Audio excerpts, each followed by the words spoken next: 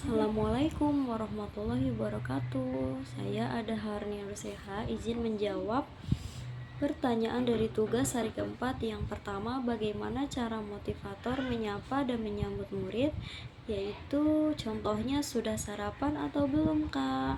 Halo Kakak, apakah sudah minum susu? Hai Kak, tadi berangkat ke BIMBA-nya dengan siapa? Dengan mama atau papa? Untuk yang kedua, bagaimana cara motivator memulai kegiatan Bimba interview? Yaitu tanyakan pada anak apakah sudah siap belajar, atau tepuk semangat dan ajak anak berdialog dengan bahasa Bimba.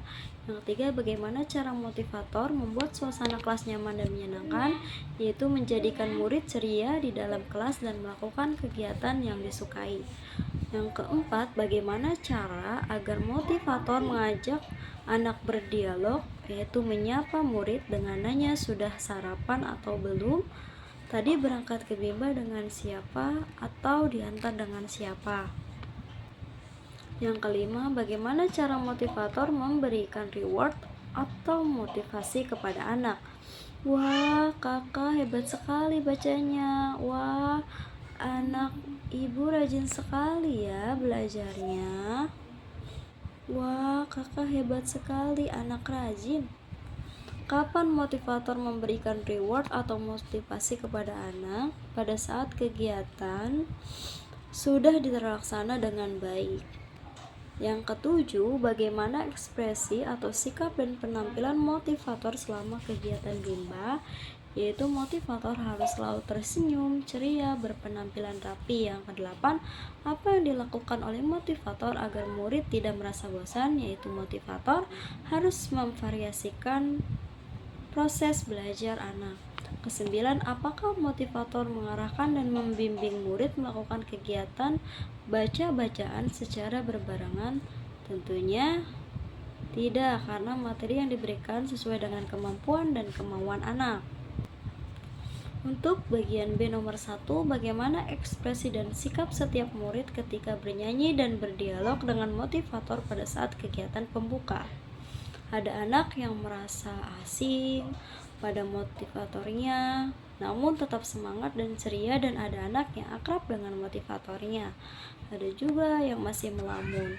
Kedua, apakah ada murid yang terlihat murung atau tidak bersemangat selama kegiatan Bimba? Tentunya ada beberapa yang murung dan ada juga beberapa yang tidak bersemangat. Bagaimana ekspresi dan sikap setiap murid ketika bermain baca-bacaan dan bermain modul? Tentunya murid memiliki antusias yang tinggi dan memiliki semangat yang tinggi, senang, gembira, dan bahkan ada yang mengulang-ulang kembali modul bacaannya. Yang keempat, apakah semua murid mau dan senang melakukan kegiatan yang diberikan oleh motivator? Semua murid mau dan senang melakukan kegiatan bermain sambil belajar dengan motivator. Kelima, apakah ada murid yang merasa kesulitan atau tidak mampu ketika melakukan kegiatan yang diberikan oleh motivator? Ya, ada murid yang merasa kesulitan. Tentunya sebagai motivator kita harus membantu membimbingnya. Untuk pertanyaan ke-6, jelaskan karakter masing-masing murid yang telah diamati. Yaitu ada beberapa murid yang ditanya masih malu-malu. Semua murid memiliki karakter yang berbeda-beda. Untuk bagian C nomor 1, jelaskan bagaimana suasana kelas yang diciptakan oleh motivator dan dirasakan oleh motivator magang ketika observasi. Yang saya rasakan tentunya ada yang ceria, penuh semangat, dan ada yang murung. Dan disitulah apabila ada anak yang murung, kita harus menerapkan suasana yang menyenangkan. Untuk yang kedua, apakah ada pemaksaan atau kekerasan yang dialami oleh murid? Jika ada, dilakukan oleh siapa dan bagaimana bentuk pemaksaan atau kekerasan yang terjadi?